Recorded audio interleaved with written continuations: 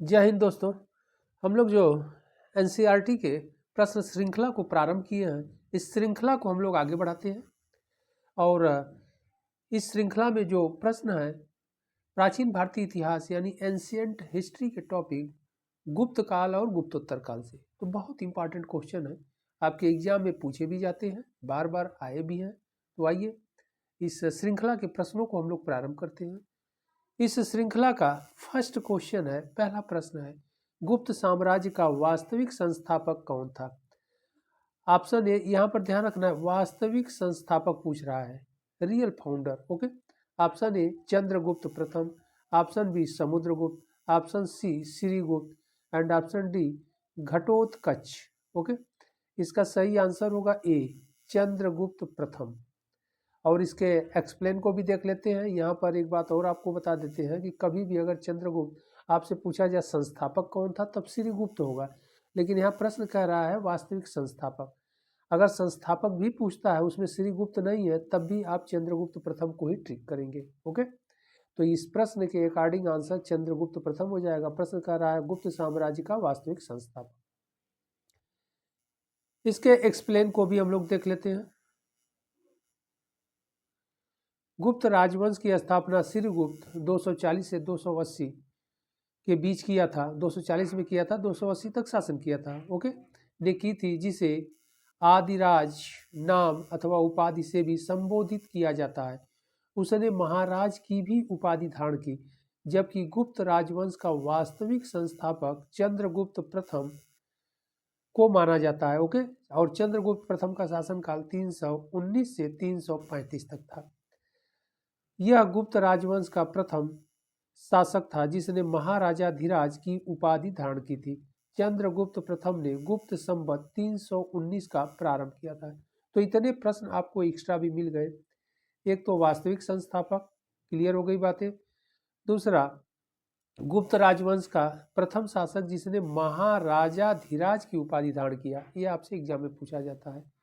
और अगला प्रश्न जो है, किसने गुप्त संवत चलाया? तो चंद्रगुप्त प्रथम ने चलाया। और कब चलाया? 319 ईस्वी में। और 319 ईस्वी में जब वह अपना राज्याभिषेक कराया यानी गद्दी पर बैठा, तो उसी के उपलक्ष्य में इसने गुप्त संवत भी चलाया। तो इतने प्रश्न एक्स्ट्रा हम लोग एक्सप्लेन कर लिए। ओके,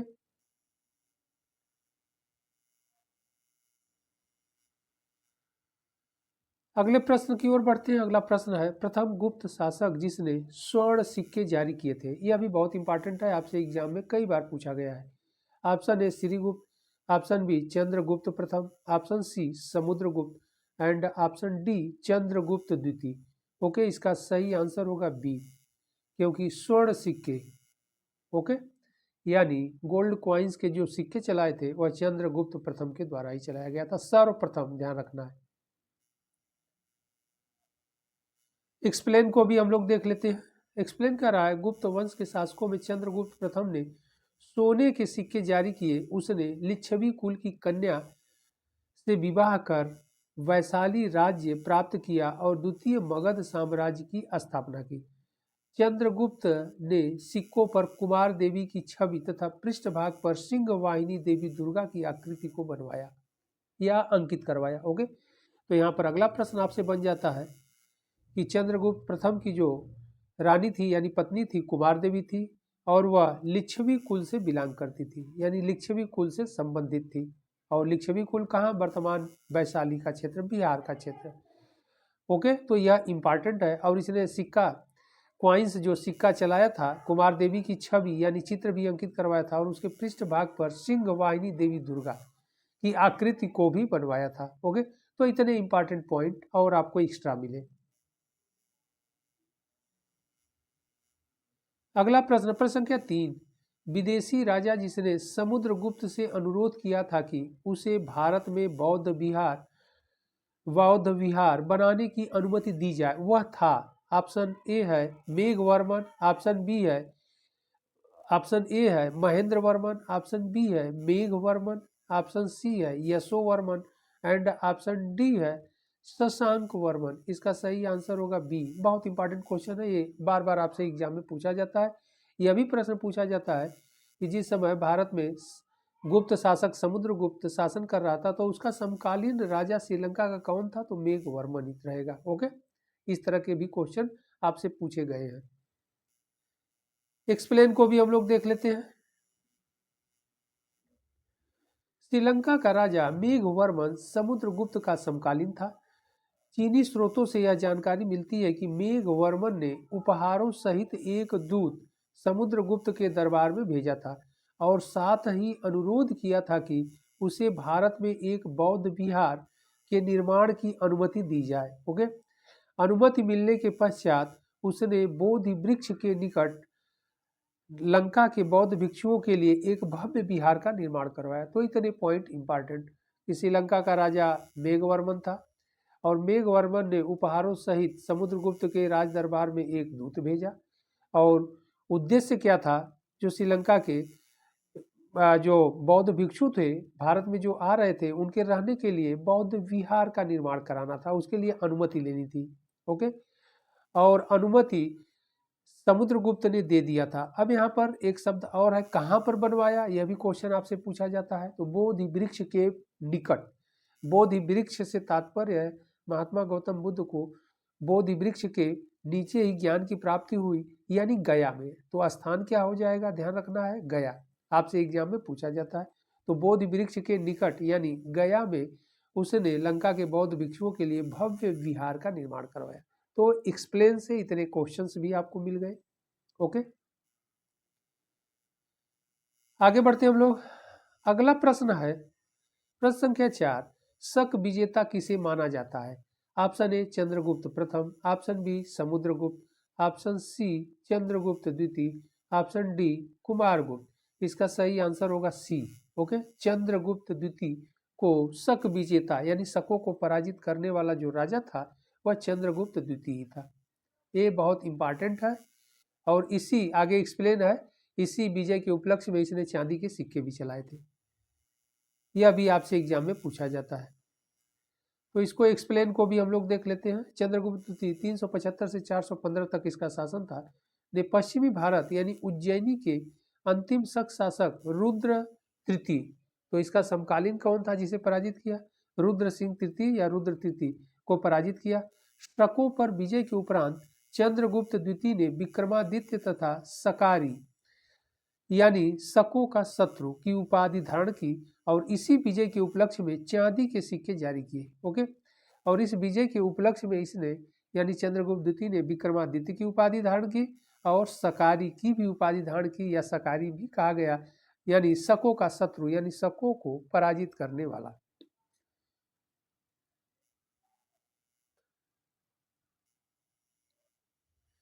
अगला प्रश्न है इस सेशन का प्रश्न संख्या 5, क्वेश्चन नंबर 5। इलाहाबाद स्तंभ अभिलेख किस एक से संबद्ध है। Option A Mahapadma Nanda, option B Chandragupta Maurya, option C Ashoka and option D Samudragupta. इसका सही आंसर होगा डी, समुद्रगुप्त से रिलेट है या संबंधित है। ये बहुत इंपॉर्टेंट क्वेश्चन है, आपसे बार बार पूछा जाता है। ओके,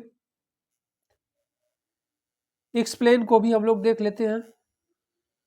इलाहाबाद के अशोक स्तंभ अभिलेख से समुद्रगुप्त के शासन के विषय में सूचना प्राप्त होती है। अशोक द्वारा निर्मित यह स्तंभ कौशाम्बी में था। ओके, तो पहले यह कौशाम्बी में था और कौशाम्बी से लाकर इलाहाबाद में अकबर ने स्थापित किया था। मुगल बादशाह अकबर के शासनकाल में यह कौशाम्बी से लाकर इलाहाबाद में स्थापित किया गया था या करवाया। इस स्तंभ पर जहांगीर और बीरबल का भी उल्लेख किया गया है या नाम अंकित है। ओके, तो इतने प्रश्न आपको मिल गए कि जो इलाहाबाद स्तंभ लेख के नाम से प्रसिद्ध है वह पहले कौशाम्बी में था। अकबर के समय में इसे इलाहाबाद ला करके स्थापित किया गया। ओके, अकबर के किले में जो संगम के तट पर अकबर ने किला बनवाया है वहां पर, और इस अभिलेख पर जहांगीर और बीरबल का भी नाम या लेख अंकित है। यह भी आपसे एग्जाम में कई बार पूछा गया है।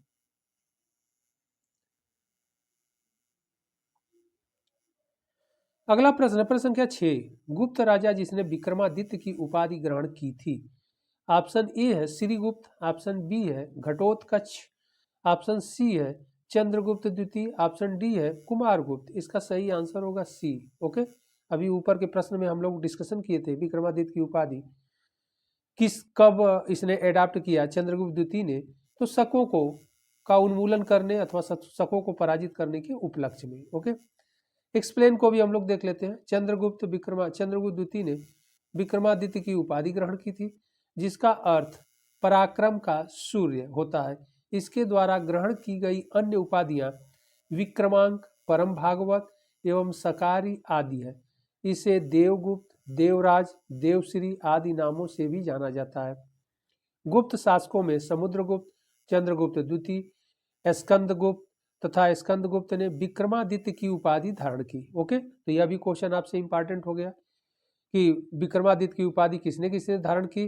तो यहाँ चंद्रगुप्त द्वितीय, समुद्रगुप्त और स्कंदगुप्त, 3 गुप्त राजाओं ने धारण किया है। ओके, अगला प्रश्न, प्रश्न संख्या 7, क्वेश्चन नंबर 7 कह रहा है किस शासक के सिक्के संगीत के प्रति प्रेम दर्शाते हैं। बहुत इंपॉर्टेंट है। Option A Samudragupta, option B Chandragupta द्वितीय, option C Kumaragupta and option D Skandagupta. इसका सही आंसर होगा ए समुद्रगुप्त के सिक्के पर संगीत के प्रति प्रेम को दर्शाते हैं। बहुत इंपॉर्टेंट, यह भी क्वेश्चन आपसे एग्जाम में बार बार पूछा गया है। एक्सप्लेन को भी हम लोग देख लेते हैं। गुप्त शासक समुद्रगुप्त को उसकी मुद्राओं पर वीणा बजाते हुए दिखाया गया है, जो उसके संगीत के प्रति प्रेम का सूचक है। इसे कविराज की उपाधि प्रदान की गई है। ओके, तो यह भी इंपॉर्टेंट हो गया, कविराज की उपाधि भी धारण किया इसने।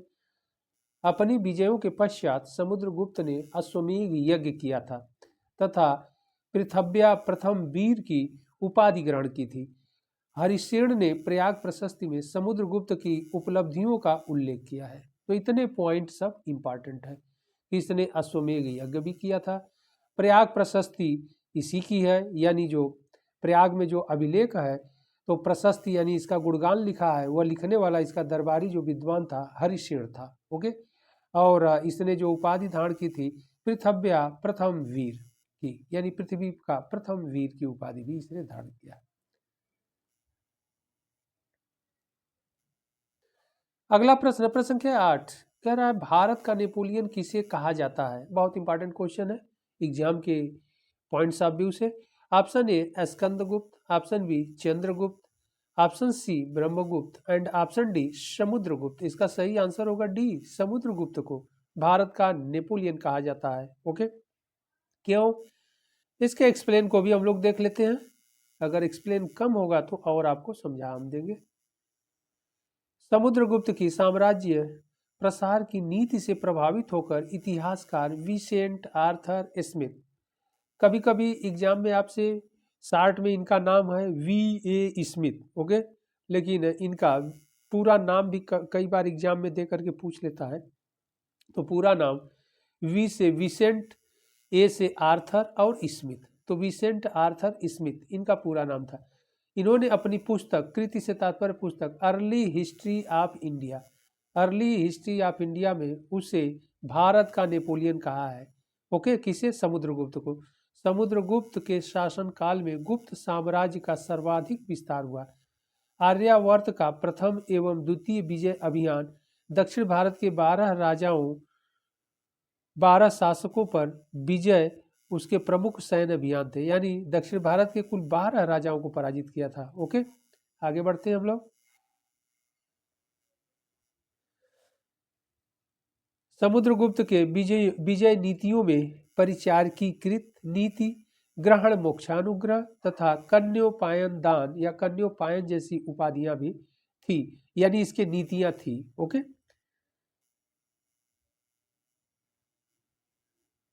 अगला प्रश्न, प्रश्न संख्या 9, क्वेश्चन नंबर 9, गुप्तकालीन रजत मुद्राओं को नाम से जाना जाता था, यानी जो रजत मुद्रा से तात्पर्य है चांदी, silver coins. Okay, silver coins को किस नाम से जाना जाता था। ऑप्शन ए करसापण, ऑप्शन बी दिनार, ऑप्शन सी रूपक एंड ऑप्शन डी है निष्क। इसका सही आंसर होगा सी रूपक नाम से। और यहाँ पर ये भी आपसे एग्जाम में बार बार पूछा जाता है दिनार। दिनार जो है स्वर्ण धातु की मुद्रा थी। ओके, यानी गोल्ड की बनी हुई मुद्रा थी। यह भी आपसे एग्जाम में पूछ दिया जाता है। एक्सप्लेन को भी हम लोग देख लेते हैं। गुप्तकालीन रजत मुद्राओं को रुपयक या रूपक, ध्यान रखना है, रूपक नहीं रहेगा तो रुपयक रहेगा, रुपयक या रूपक का नाम दिया गया था तथा इन्हें जारी करने वाला प्रथम गुप्त शासक चंद्रगुप्त द्वितीय था। इसने पहले से प्रचलित शक मुद्राओं की भांति ही अपनी रजत मुद्राओं को भी उत्कीर्ण कराया। गुप्त काल के राजाओं के अभिलेखों में स्वर्ण मुद्राओं को दिनार यहाँ पर दे दिया है, ध्यान रखना है, हम लोग ऊपर एक्सप्लेन भी किए गए। स्वर्ण मुद्राओं को दिनार कहा गया है। गुप्त काल के सर्वाधिक सिक्के बयाना, ये भी एग्जाम में आपसे पूछा जाता है, बयाना से मिले हैं। और बयाना कहाँ पड़ता है? भरतपुर राजस्थान के पास है। ओके, यहाँ से सबसे बड़ा भंडार या कह लीजिए ढेर प्राप्त हुआ है।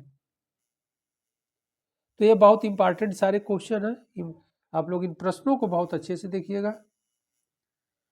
प्रश्न संख्या, अगला प्रश्न है प्रश्न संख्या 10, क्वेश्चन नंबर 10। चंद्रगुप्त के नवरत्नों में से कौन सा फलित ज्योतिष से संबंधित था? बहुत इंपॉर्टेंट है क्वेश्चन है। Option A Vararuchi, option B Shanku, option C छप्पड़क and option D Amar Singh. इसका सही आंसर होगा सी छप्पड़क।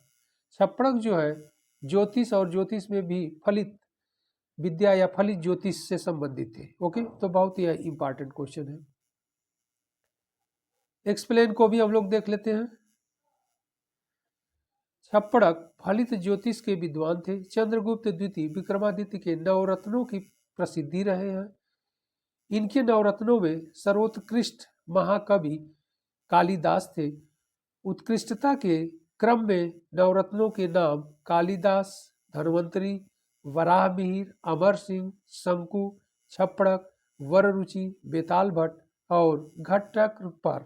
ओके, तो यह नवरत्न यानी नव विद्वान उनके राज दरबार में रहते थे और इसी कारण नवरत्न इन्हें कहा गया है। आपसे एग्जाम में पूछ दिया जाता है कि नवरत्न किसके राज दरबार से संबंधित थे, तो यह चंद्रगुप्त द्वितीय के राज दरबार से रिलेट थे या संबंधित थे। ओके, यह बहुत इंपॉर्टेंट है। इसमें नाम ये सब दे दिया है, कालिदास थे, धन्वंतरी है, वराहमिहिर है, अमर सिंह, शंकु, छप्पड़क, वररुचि, बेताल भट्ट और घटक पर। अगला प्रश्न है प्रश्न संख्या 11, कवि कालिदास किसके दरबार में रहते थे? Option A Chandragupta Maurya, option B Samudragupta, option C Harsha and option D Chandragupta द्वितीय विक्रमादित्य। ओके, तो इसका सही आंसर होगा डी चंद्रगुप्त द्वितीय विक्रमादित्य। अभी हम लोग ऊपर ही इन कालिदास के बारे में नवरत्नों में हम लोग सबसे महत्वपूर्ण कह लीजिए, फेमस कह लीजिए या फिर योग्यता के आधार पर कह लीजिए, प्रथम व्यक्ति यही थे। ओके, एक्सप्लेन को भी हम लोग देख लेते हैं। कवि कालिदास संस्कृत भाषा के महान कवि थे, तो यह भी इंपॉर्टेंट है आपसे एग्जाम के लिए, किस भाषा के? संस्कृत भाषा के। और नाटककार थे। कालिदास चंद्रगुप्त द्वितीय विक्रमादित्य के नवरत्नों में से एक थे। चंद्रगुप्त ने कालिदास को अपना राजदूत बनाकर कुंतल नरेश के दरबार में भेजा था। कालिदास के प्रमुख काव्य ग्रंथ रघुवंशम, कुमार संभवम या कुमार संभव, मेघदूतम, ऋतु संहारम एवं नाटक अभिज्ञान शाकुंतलम, मालविकाग्निमित्रम और विक्रमोर वर्षियम है। ओके, अभिज्ञान शाकुंतलम का सर्वप्रथम यूरोपीय भाषा में अनुवाद विलियम जोन्स ने 1789 ईस्वी में किया था, तो यह इंपॉर्टेंट है। ओके, यूरोपीय भाषा से तात्पर्य अंग्रेजी में, इसका अनुवाद विलियम जोन्स ने सर्वप्रथम किया था, तो यह भी बहुत इंपॉर्टेंट है।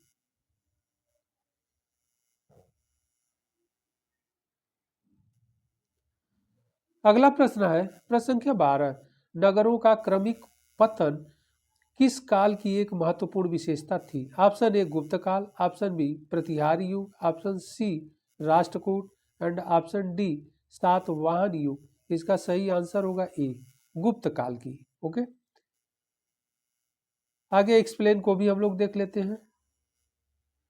गुप्त काल में पाटलिपुत्र, मथुरा जैसे प्रमुख नगर क्रमिक पतन की ओर अग्रसर हुए। संपूर्ण गंगा की घाटी में जो नगर पहले अत्यंत समृद्ध अवस्था में थे, उनमें से अधिकांश को गुप्त काल में त्याग दिया गया। गंगा घाटी के अनेक महत्वपूर्ण केंद्र इस काल में हांस के ही प्रमाण प्रस्तुत करते हैं। ओके, और यह भी ध्यान रखना है कि यह जो नगर अभी हम लोग ये देखे हैं कि गुप्त काल में क्रमिक पतन या ह्रास हुआ, तो यह शक्तिशाली शासकों के बाद के समय यानी लेटर गुप्त शासकों के समय में, यानी उत्तर गुप्तकालीन शासकों के समय में। अगला प्रश्न, प्रश्न संख्या 13, गुप्त शासकों की राजकीय यानी दरबारी भाषा थी। बहुत इंपॉर्टेंट है, आपके एग्जाम के लिए बार बार पूछा जाता है। Option A Pali, option B Prakrit, option C Hindi and option D Sanskrit. इसका सही आंसर होगा संस्कृत। बहुत इंपॉर्टेंट है। एक्सप्लेन को हम लोग देख लेते हैं। गुप्त शासकों की राजकीय भाषा संस्कृत थी। कला और साहित्य के विकास की दृष्टि से गुप्त काल को भारतीय इतिहास का क्लासिक युग अथवा क्लासिकल युग अथवा स्वर्ण युग कहा गया है। संस्कृत इस काल की राजभाषा बनी। ओके, तो यह बहुत इंपॉर्टेंट है। अगला प्रश्न है प्रश्न संख्या 14, शतरंज का खेल कहाँ उद्भूत हुआ था। ओके, यानी उद्भूत से तात्पर्य है उदय या ओरिजिनेट। ऑप्शन ए है चीन में, ऑप्शन बी कह रहा है ईरान में, ऑप्शन सी कह रहा है इंडोनेशिया में, ऑप्शन डी कह रहा है भारत में। इसका सही आंसर होगा भारत। ओके, यह बहुत इंपॉर्टेंट है, आपसे बार बार पूछा जाता है। इसके एक्सप्लेन को भी हम लोग देख लेते हैं। शतरंज उन प्रारंभिक खेलों में से एक है जो 4 खिलाड़ी वाले चतुरंग नामक युद्ध खेल के रूप में विकसित हुआ। यह भारतीय महाकाव्य महाभारत में उल्लिखित एक युद्ध व्यूह रचना का संस्कृत नाम है। गुप्त काल के दौरान शतरंज के खेल का उद्भव भारत में हुआ। ओके, तो यह शतरंज जो गेम था या खेल था ओरिजिनेट या ओरिजिन भारत में हुआ।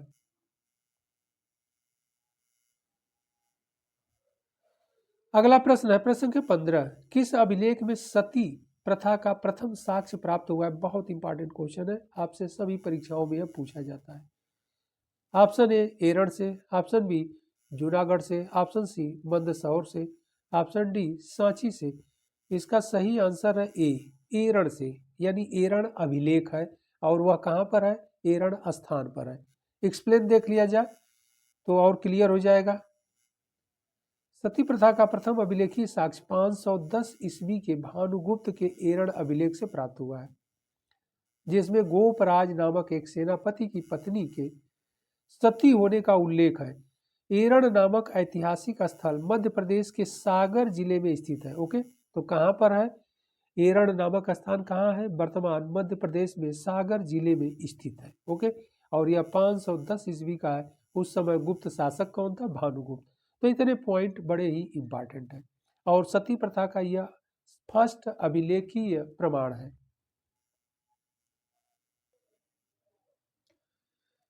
अगला प्रश्न है प्रश्न संख्या 16, कह रहा है किस चीनी यात्री ने भीन माल की यात्रा की थी। बहुत इंपॉर्टेंट क्वेश्चन है। Option A Fahien, option B Sungyun, option C Xuanzang and option D Itsing. इसका सही आंसर होगा सी वेनसांग। वेनसांग ने की थी। ओके, आइए एक्सप्लेन को देख लिया जाए, नहीं तो फिर आप लोगों को हम बताएंगे कि भीनमाल कहाँ पड़ता है। भीनमाल प्राचीन काल में गुजरात राज्य की राजधानी थी। ओके, तो क्लियर हो गई बात है, भीनमाल कहाँ पड़ता था, गुजरात में। वेनसांग प्रसिद्ध चीनी बौद्ध भिक्षु था जो हर्षवर्धन के समय में भारत आया। उसने भीनमाल की यात्रा की, यानी गुजरात की यात्रा की थी।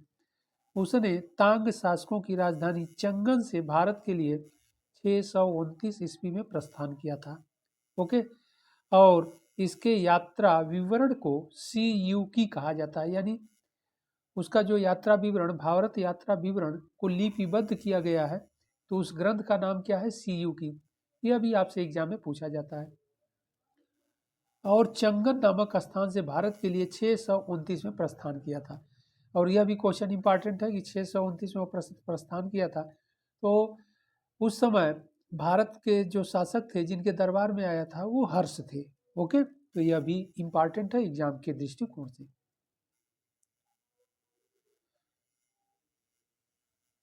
अगला प्रश्न है प्रश्न संख्या 17, कह रहा है तीसरी शताब्दी में वारंगल प्रसिद्ध था। ऑप्शन ए तांबे के बर्तन के लिए, ऑप्शन बी स्वर्ण आभूषण के लिए, ऑप्शन सी लोहे के यंत्रों आबलिक उपकरणों के लिए, ऑप्शन डी कह रहा है हाथी दांत के काम के लिए। ओके, इसका सही आंसर होगा सी, लोहे के यंत्रों आबलिक उपकरणों के लिए। तो बहुत इंपॉर्टेंट है यह क्वेश्चन। आगे हम लोग देख लेते हैं कि वारंगल कहाँ पड़ता है, इसको भी हम लोग देख लेते हैं। तीसरी शताब्दी में वारंगल वर्तमान उत्तरी तेलंगाना में पड़ता था, यानी वारंगल लोहे के यंत्रों और उपकरणों को बनाने हेतु प्रसिद्ध था।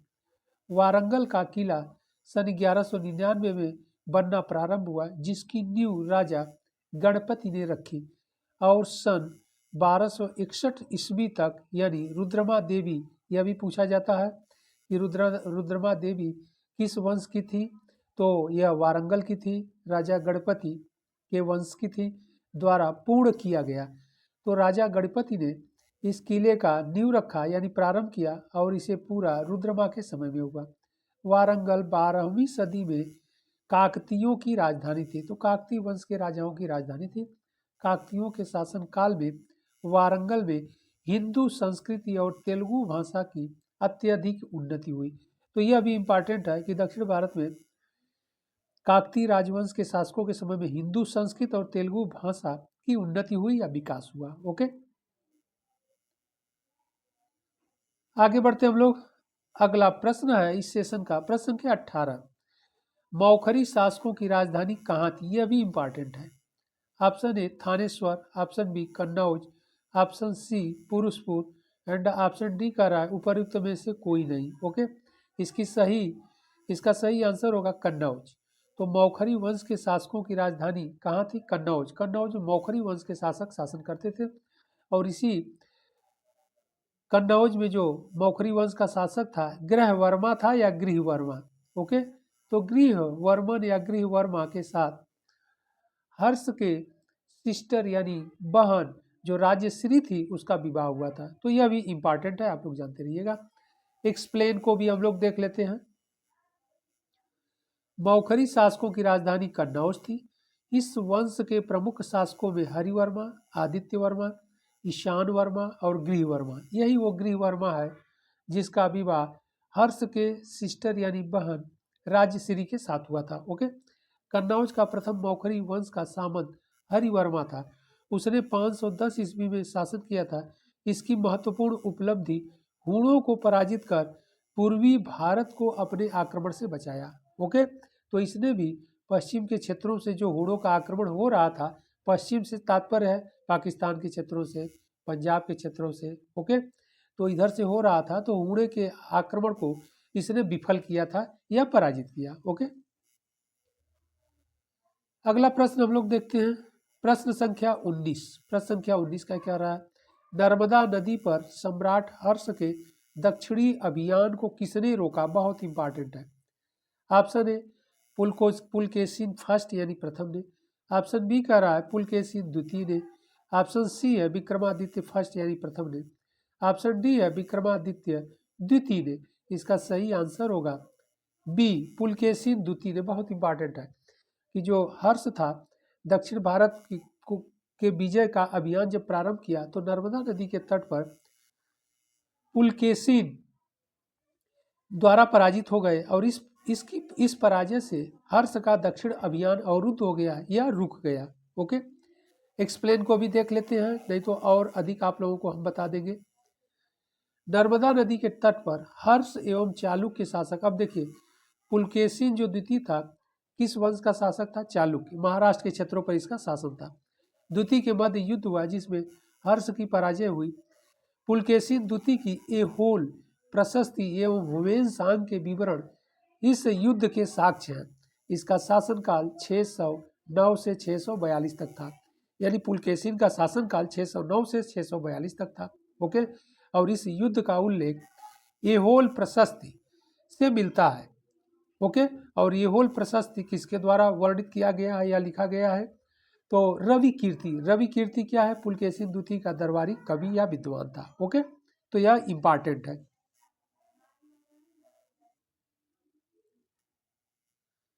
अगला प्रश्न, प्रश्न संख्या 20, क्वेश्चन नंबर 20, हर्ष की राजधानी कहाँ स्थित है? बहुत इंपॉर्टेंट क्वेश्चन है, आपसे बार बार एग्जाम में पूछा जाता है। Option A Kannauj, option B Pataliputra, option C Prayag and option D Thanesar. यहाँ पर ध्यान रखना है, हर्ष की पूछ रहा है, इसलिए इसका सही आंसर ए होगा। ओके। और जबकि वर्धन राजवंश की प्रारंभिक राजधानी थानेश्वर थी, थानेश्वर हरियाणा में वर्तमान पड़ता है। और आगे चल करके हर्ष ने 610 ईस्वी में अपनी राजधानी चेंज कर लिया। कहाँ कर लिया? कन्नौज। तो इसको जानते रहिएगा, क्वेश्चन अगर इस तरह पूछ ले कि हर्ष की प्रारंभिक राजधानी कहाँ थी, तब थानेश्वर आपको मारना है। ओके। और नहीं तो इस तरह प्रश्न क्वेश्चन रहेगा, हर्ष की राजधानी कहाँ थी, तब कन्नौज। एक्सप्लेन को भी हम लोग देख लेते हैं।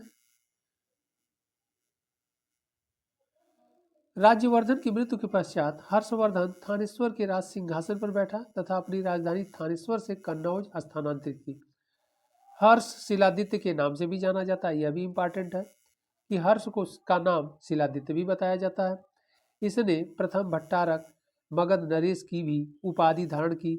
इसके शासनकाल में, इसलिए कि मगध पर भी अधिकार कर लिया था, इसके शासनकाल में कर वसूलने वाले अधिकारी को भौगिक तथा भूमि संबंधी विवरण रखने वाले अधिकारी को पुस्तपाल कहा जाता था। ओके, तो यह भी इंपॉर्टेंट है। तो आप लोग इस एक्सप्लेन को जानते रहिएगा कि हर्ष का नाम शिलादित्य भी बताया गया है और परम भट्टारक मगध नरेश की उपाधि भी धारण किया, तो यह इंपॉर्टेंट है।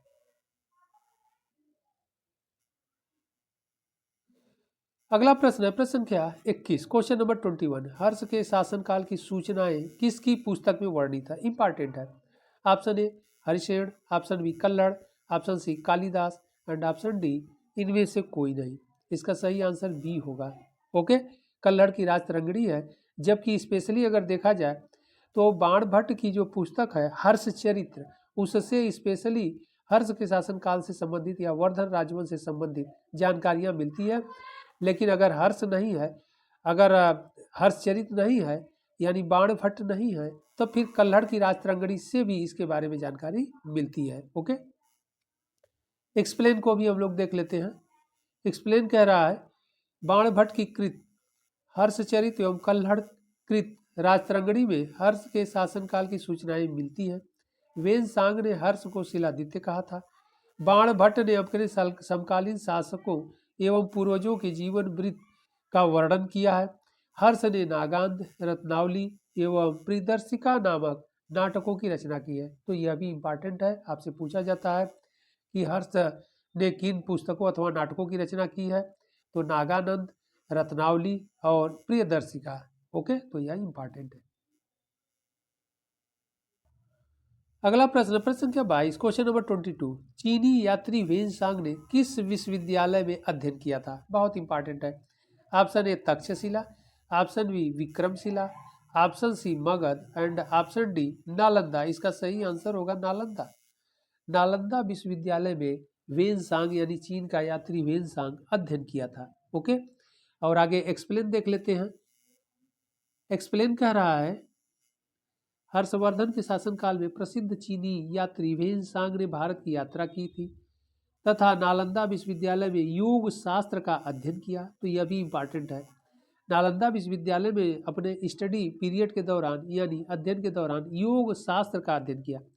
उस समय यहाँ के कुलपति आचार्य शीलभद्र थे। ओके, वेनसांग को यात्रियों का राजकुमार तथा वर्तमान शाक्य मुनि भी कहा जाता है। तो यह भी इंपॉर्टेंट है, यात्रियों का राजकुमार, वर्तमान शाक्य मुनि।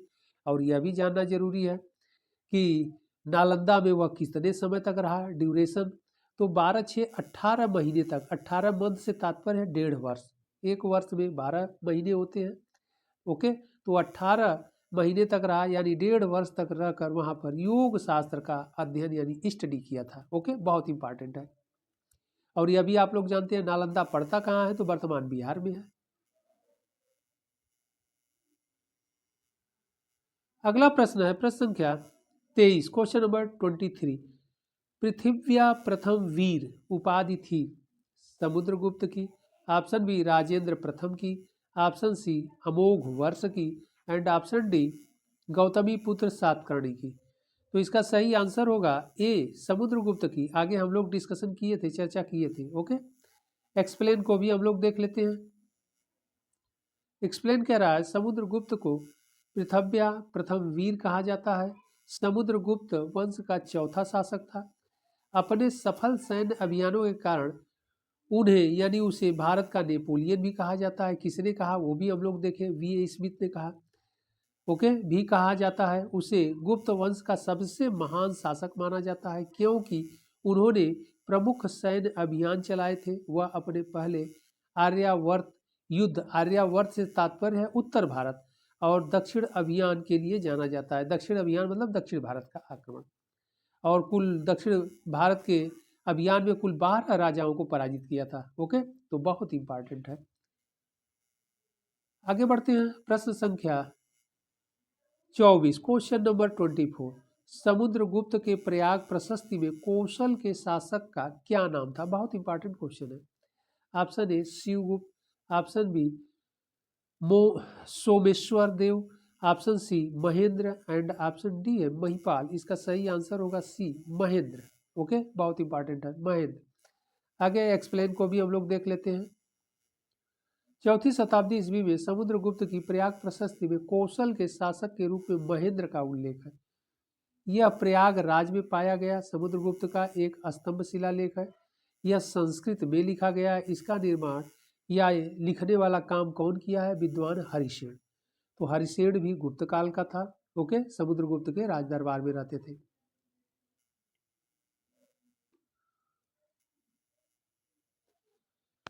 अगला प्रश्न है प्रश्न संख्या 25, क्वेश्चन नंबर 25।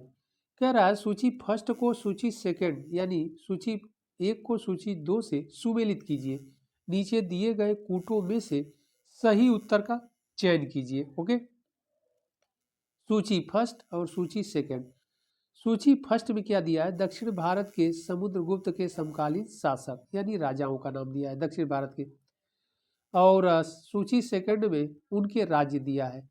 तो इनको मैच कराना है। ओके, तो यहाँ पर ऑप्शन इधर कह रहा सूची फर्स्ट में धनंजय, ऑप्शन बी कह रहा Nilaraja, option C Ugrasena, option D Vishnugupta. और राज्य की तरफ अवमुक्त, कांची, कुशस्थलपुर और पालक्का। ओके, तो यहाँ पर ध्यान रखना है कि जो डी है विष्णुगुप्त वह कांची हो जाएगा, यानी डी का 2 हो जाएगा। ओके, इसके बाद धनंजय कह रहा है कुशस्थल हो जाएगा, यानी ए का 3 हो जाएगा। ओके, कुशस्थल के राजा धनंजय जो है कुशस्थल के राजा थे। और नीलराज जो है अवमुक्त के थे, यानी इनका फर्स्ट हो जाएगा। और उग्रसेन जो थे वह पालक हो जाएंगे, यानी उग्रसेन पालक, यानी 4 हो जाएगा। तो 3 1 4 2, 3 1 4 2 है, देख लिया जाए ऑप्शन सही होगा। यानी इसका सही आंसर क्या हो रहा है? सी 3 1 4 2। ओके, तो यह इंपॉर्टेंट है। आगे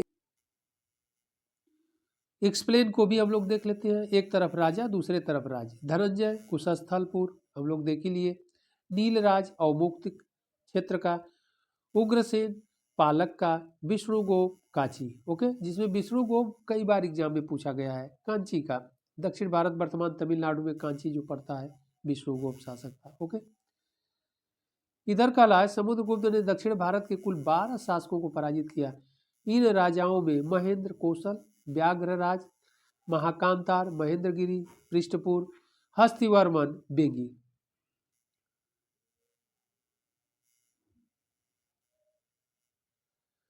अगला प्रश्न है प्रश्न संख्या 26, question number 26।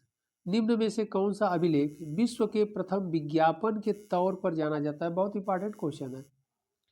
Option A Daspur अभिलेख, ऑप्शन बी शाहगौरा अभिलेख, ऑप्शन सी है सुपिया अभिलेख और ऑप्शन डी है एरन अभिलेख। इसका सही आंसर होगा ए दसपुर अभिलेख। ओके, एक्सप्लेन को भी देख लेते हैं क्या कर रहा है।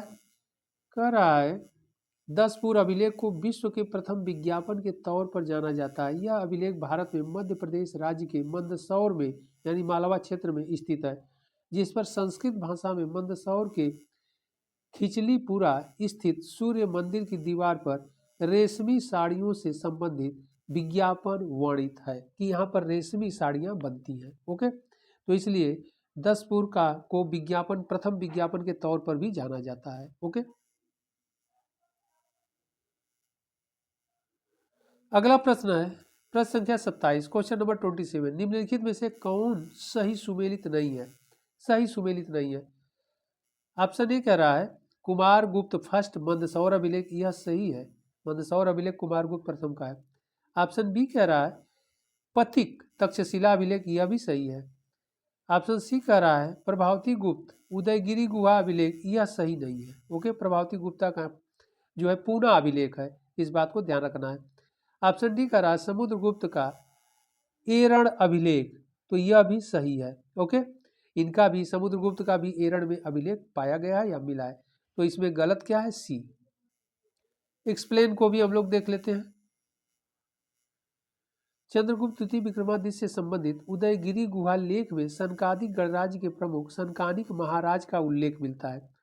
इस लेख से विदित होता है कि इन गणराज्यों के प्रधान राजा अथवा महाराजा की उपाधि धारण करते थे।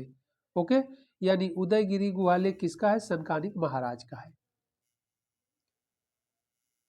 अगला प्रश्न है प्रश्न संख्या 28, क्वेश्चन नंबर 28, मंदसौर प्रशस्ति किस शासक की उपलब्धियों का विवरण प्रस्तुत करता है? बहुत इंपॉर्टेंट है। ऑप्शन ए स्कंदगुप्त, अभी हम लोग ऊपर डिस्कशन भी किए हैं। ऑप्शन बी चंद्रगुप्त द्वितीय। ऑप्शन सी कह रहा है रामगुप्त।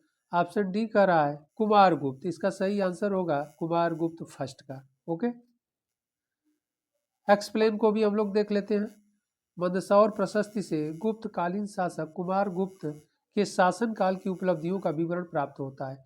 इसमें लाट देश के रेशम के व्यापारियों का 10 पूर्व में आकर बस जाने का भी वर्णन है। यह अभिलेख तत्कालीन साहित्य यानी संस्कृत भाषा में उत्कीर्ण कराया गया था। ओके, तो यह भी इंपॉर्टेंट है।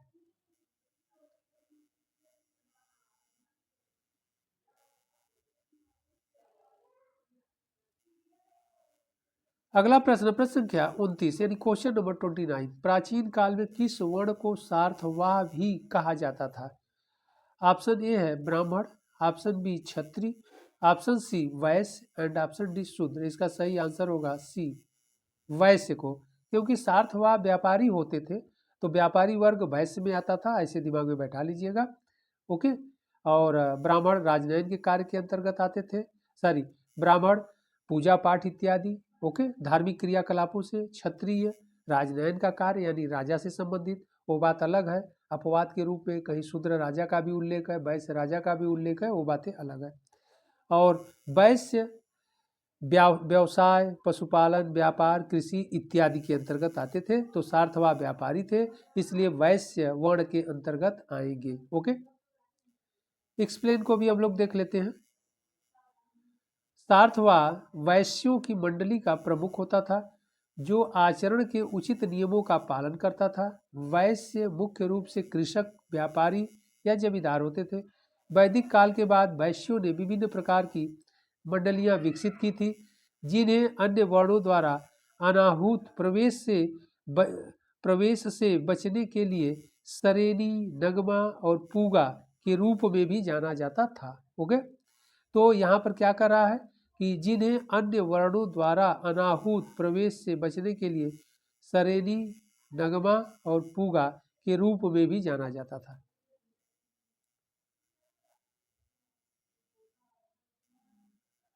अगला प्रश्न है प्रश्न संख्या 30, क्वेश्चन नंबर 30, भारतीय यात्रा में फाहियान ने एक चिकित्सालय का उल्लेख किया है, यह स्थित था। Okay, option A Ujjain, option B Kaushambi, option C Tamralipti, option D Pataliputra. इसका सही आंसर होगा डी पाटलिपुत्र में एक चिकित्सालय का उल्लेख करता है, तो वह कहाँ पर स्थित था? पाटलिपुत्र में स्थित था चिकित्सालय। ओके, एक्सप्लेन को भी हम लोग देख लेते हैं। फाहियान ने पाटलिपुत्र में 3 वर्ष और ताम्रलिप्ति के बंदरगाह पर 2 वर्ष बिना अवरोध के संस्कृत का अध्ययन किया। पाटलिपुत्र में ही उसने एक चिकित्सालय का भी वर्णन किया, जो परोपकारी नागरिकों के द्वारा संपन्न था, जहां सभी प्रकार की बीमारियों से पीड़ित गरीब और असहाय रोगियों का ध्यान रखा जाता था या इलाज किया जाता था। ओके,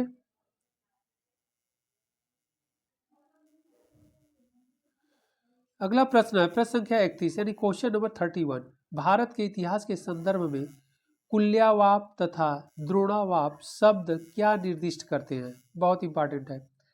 ऑप्शन ए कह रहा है भूमि माप यानी भूमाप। ओके। ऑप्शन बी कह रहा है विभिन्न मौद्रिक मूल्यों के सिक्के।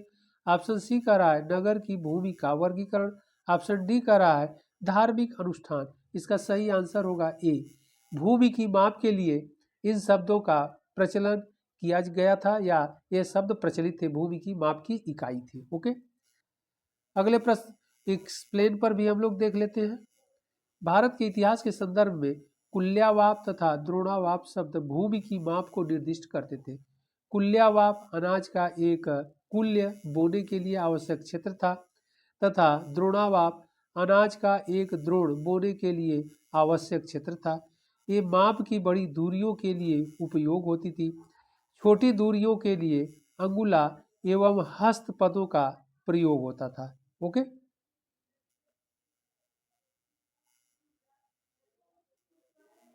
अगला प्रश्न है प्रश्न संख्या 32, क्वेश्चन नंबर 32। प्राचीन भारत में सिंचाई कर को कहते थे। ऑप्शन ए विदक भागम, ऑप्शन बी हिरण्य, ऑप्शन सी उदरंग एंड ऑप्शन डी ऊपर निका।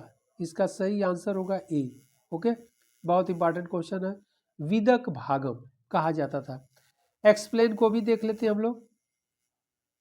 कह रहा है प्राचीन भारत में सिंचाई कर को विदक भागम अथवा उदक भाग कहा गया है।